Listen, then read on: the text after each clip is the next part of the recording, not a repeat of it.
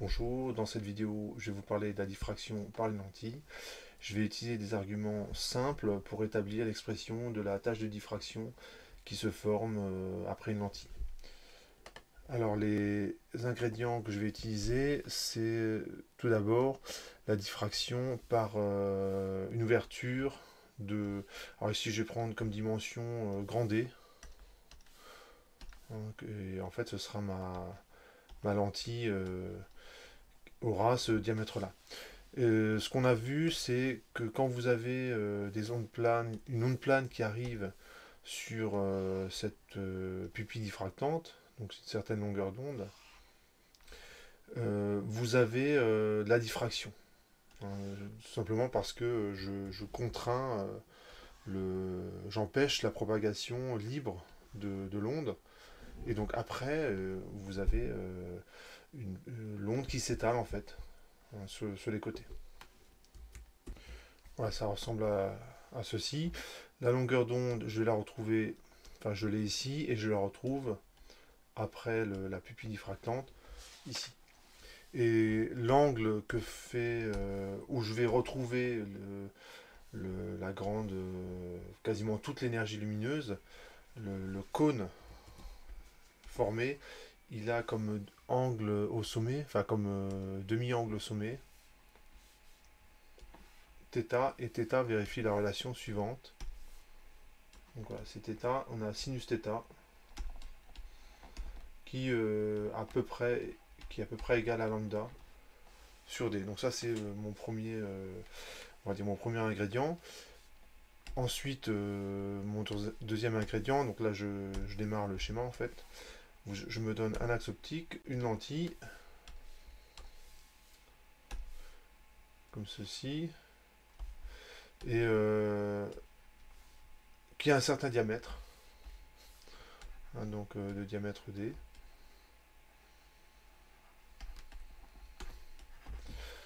Et j'ai un objet, donc je passe ici.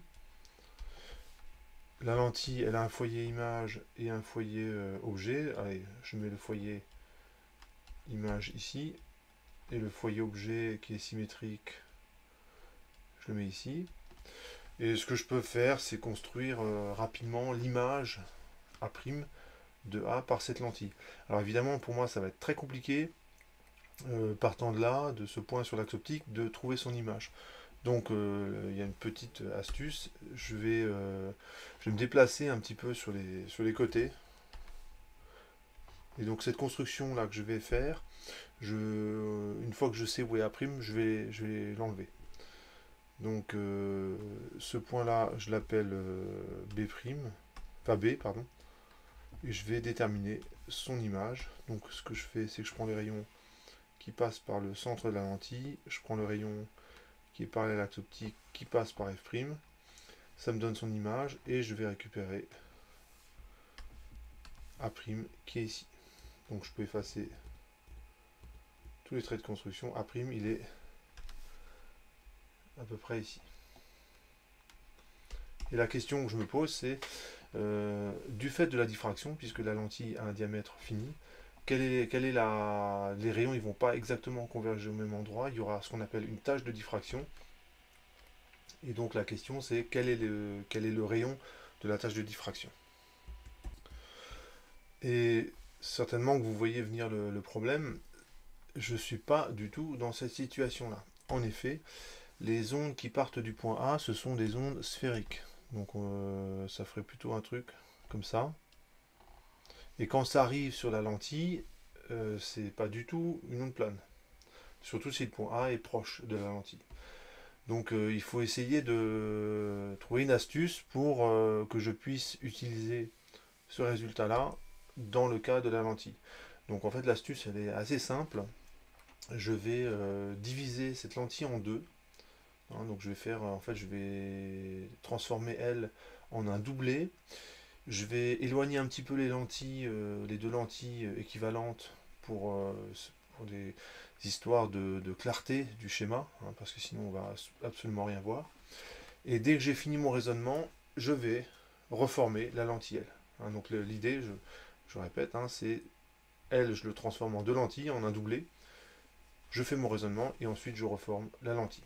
Donc ça donne ceci. Moi, je me donne un axe optique. A et A', bon, je les mets ici. Oui, bon. Ils n'ont pas bougé. Et ce que je vais faire maintenant, c'est placer deux lentilles et je vais interposer entre nos deux lentilles une pupille diffractante qui correspond, qui a le même diamètre. Voilà, donc j'ai fait le schéma. Et ceci, c'est une ouverture circulaire de diamètre D. Et les lentilles L1 et L2, je les supposais suffisamment grandes pour pouvoir négliger la diffraction de ces lentilles-là. Donc, d'une certaine façon, la seule endroit où il y a une diffraction importante, c'est au niveau de l'ouverture. Donc c'est une ouverture circulaire de diamètre D.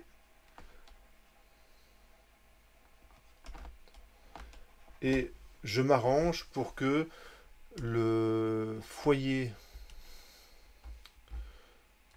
objet de la lentille L1, ce soit exactement A. Et le foyer image de la lentille L2, ce soit exactement A'. Ce qui fait qu'un rayon qui part de A, il va se retrouver parallèle et il reconverge vers A'. Donc tout va bien. Et donc ça m'arrange parce que tout d'un coup, les rayons qui n'étaient pas parallèles entre eux, cette fois-ci, ils le sont au niveau de la pupille diffractante. Donc je vais pouvoir utiliser le résultat qui est là. Alors ce que je vais faire maintenant, c'est prendre les rayons qui arrivent au niveau du bord de l'ouverture et regarder ce qui se passe après. Ah, donc je m'intéresse à ces rayons-là. Et on a le phénomène de diffraction, donc je vais le représenter comme ça. Donc vous avez en gros un rayon qui part sur le côté, on va dire que qu'on retrouve l'angle θ, le fameux angle θ, à ce niveau-là. Donc je sais que ça correspond à... Il y a encore pas mal de lumière au niveau de ce rayon-là. Et je fais la même chose de l'autre côté. Alors cette fois-ci, je vais prendre un rayon qui est bleu et j'ai la même chose de l'autre côté. Et ce que je vais considérer, c'est une collection de rayons. Je vais d'abord m'intéresser aux rayons qui sont de couleur verte. Donc je vais m'intéresser à une collection de rayons qui sont parallèles aux rayons verts. Parce que quand il y a de la diffraction, il y a aussi de la diffraction en n'importe quel point, c'est le principe de week-end, en n'importe quel point de l'ouverture. Et bien ces rayons-là, qu'est-ce qu'ils vont faire? Et bien ils vont converger au niveau du foyer image ici, dans ce plan-là. Donc ça donne ceci. Voilà. Je trace le rayon qui passe par le centre de la lentille et je sais que les autres rayons, eh ben, ils vont passer comme ceci et se croiser en ce point-là. Donc on met les flèches sur les rayons, on n'oublie pas. Et ce que j'ai fait pour les rayons qui sont représentés en vert, hein, la couleur des rayons ne correspond pas du tout à leur longueur d'onde. Hein, c'est juste pour les différencier sur le schéma. Je fais la même chose pour les rayons qui sont de couleur bleue. Voilà, donc j'ai complété le tracé. Voilà, prenez quelques instants pour repérer tous les rayons. Hein. Donc si vous regardez que les rayons qui sont de couleur verte, que j'ai représentés en vert, ils convergent bien en ce point-là. Tous les rayons que j'ai représentés en bleu, ils convergent dans le plan focal image. Et quand on regarde, eh ben, j'ai de la lumière dans toute cette zone. Voilà, donc j'ai assuré et la zone où il y a de la lumière. Et ce qu'on remarque, et bien, évidemment, les rayons ne convergent pas exactement en A', bah c'est ma tâche de diffraction. Et le rayon que je cherche, il est exactement ici. Et ben ça va être assez facile parce que l'angle θ, je le retrouve à ce niveau-là. Et je vais simplement écrire que tangente θ, bah, c'est le rayon que je cherche, petit r, sur O2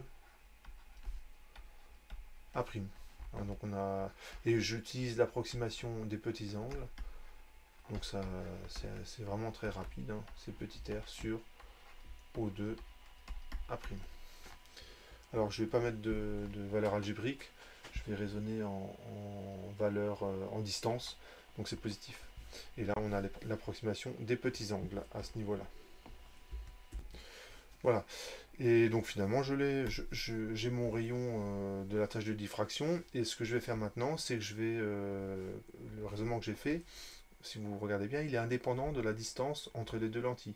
Là, je les ai suffisamment écartés pour que mon schéma soit lisible. Mais après tout, j'aurais très bien pu faire le schéma avec L1 et L2 quasiment accolés. Ce qui fait que je vais pouvoir, en fait, en remettant L1 et L2 très proches, je vais retrouver ma lentille L. Donc finalement, je conserve le résultat hein, que je voulais obtenir. Voilà, j'ai représenté rapidement. Donc ici, dans toutes ces zones-là, vous avez de la lumière. Vous voyez que la convergence, elle ne se fait pas en un point. Il y a une tâche de diffraction de rayon petit r qui est ici.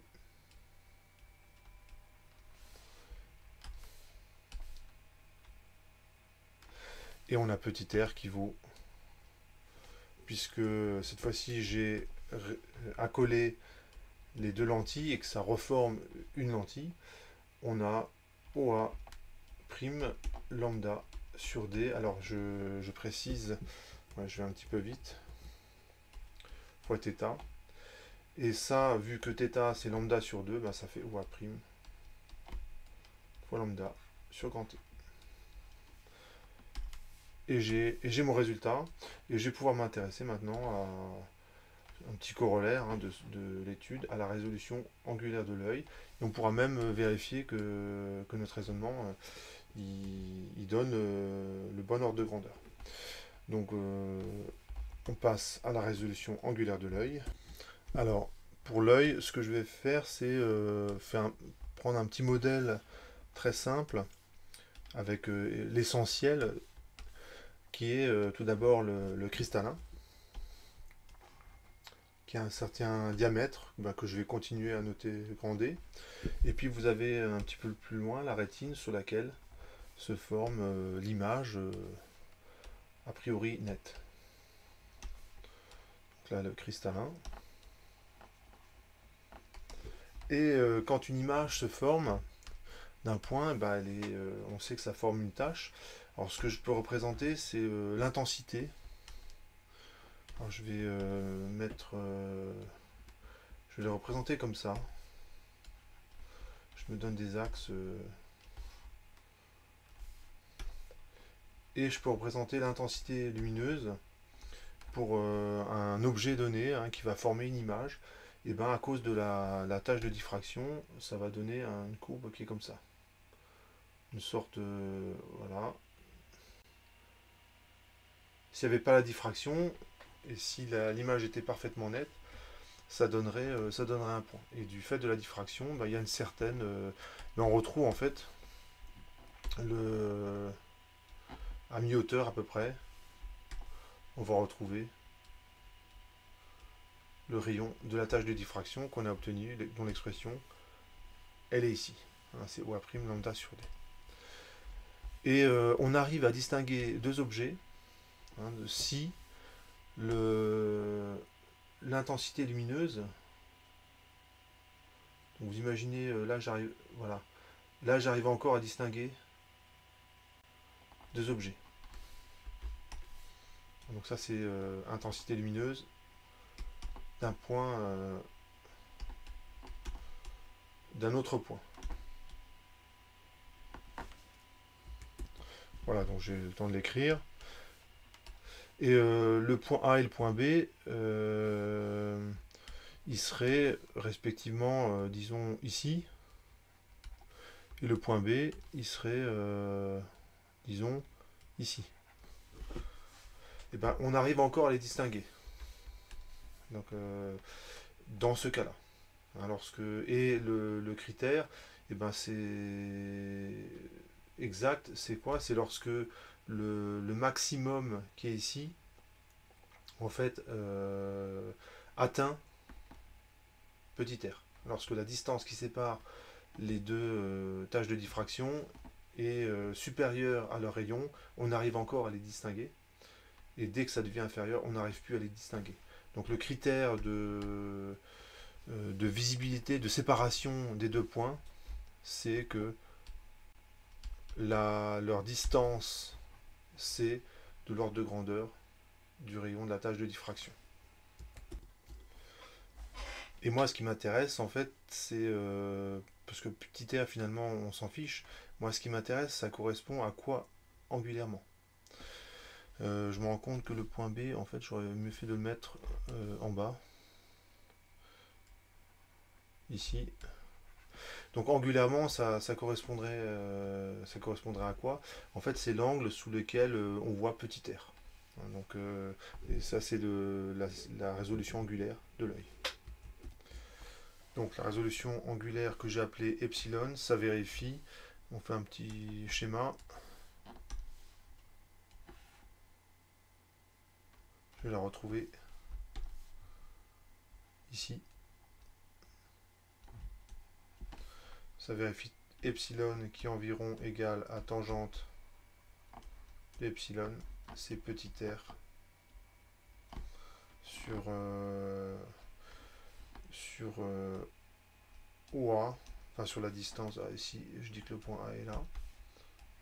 Et quand je remplace, ben en fait, reprenons l'expression, et c'est pas OA, c'est OA prime, pardon. Et quand on remplace par l'expression qui est là, c'est lambda sur D. R sur OA prime, c'est lambda sur D. C'est la formule qui est là. Donc en fait, c'est lambda sur D. Donc finalement, en conclusion, voilà, on a eu un premier résultat, c'est que le rayon de la tâche de diffraction, ça s'écrit comme ça. Et le deuxième résultat qu'on a obtenu, donc c'est un corollaire en fait, c'est la résolution angulaire de l'œil. C'est environ la résolution angulaire de l'œil, que j'ai noté epsilon, ça vaut à peu près lambda sur D. Alors ce qu'on peut faire, c'est l'estimer. Si on prend je me place au milieu du spectre visible, donc c'est 600 nanomètres, donc je convertis en mètres, divisé par le diamètre de la pupille, on va dire 2 mm, donc ça fait 2 fois 10-3 mètres. Donc c'est environ égal à 3 fois 10-4 radians. Et ça, c'est quelque chose que vous pouvez estimer assez rapidement. En effet, là je vais le faire, c'est très simple, puisque je suis devant mon écran. Ce que je vais faire, c'est... voilà, donc là c'est mon écran d'ordinateur. Voilà, ça c'est mon œil. Et lorsque je suis à peu près une vingtaine de centimètres, je commence à distinguer les pixels. Et la taille d'une pixel, c'est typiquement, on va dire, c'est la largeur d'une feuille de papier à peu près. Donc la taille d'une pixel, c'est à peu près... Voilà, j'ai estimé la taille d'un pixel à environ 200 microns. Alors il y a différentes façons d'estimer. Donc moi, je me dis que c'est à peu près la largeur l'épaisseur d'une feuille de papier. Une autre solution, c'est que vous connaissant la résolution de votre écran, vous connaissez le nombre de pixels qu'il y a suivant la largeur. Vous mesurez la largeur, dans le cas de mon écran, ça vaut à peu près une trentaine de centimètres. Et vous tombez sur cette valeur-là. Et l'angle sous lequel je vois 200 microns à 20 cm, ça fait quoi? Ça fait ma résolution angulaire en fait. Donc 200 microns, ça fait 2 fois 10-4 mètres. Et les 20 cm, c'est 0,2 mètres. Et donc je trouve comme résolution angulaire, je trouve 10-3 radians. Alors, ouais, c'est... Bon, en tout cas, j'ai un facteur 3 hein, par rapport à la valeur qui est calculée là. Donc c'est... Bon, ça a affiné, hein. J'ai fait ça comme ça très rapidement. Une autre solution, si vous voulez mesurer ça, c'est de... Vous prenez une feuille de papier, vous mettez des petits points dessus, séparés d'à peu près 1 mm, vous collez ça contre un mur et vous, en étant assez loin, vous rapprochez et vous vous arrêtez lorsque vous arrivez à distinguer individuellement les points et vous faites exactement le même raisonnement. Et donc vous allez arriver sur le bon ordre de grandeur. Donc ça et voilà. Donc je vais m'arrêter là pour cette vidéo et bon, vous pouvez vous amuser comme ça, mesurer la résolution angulaire de votre œil. À bientôt.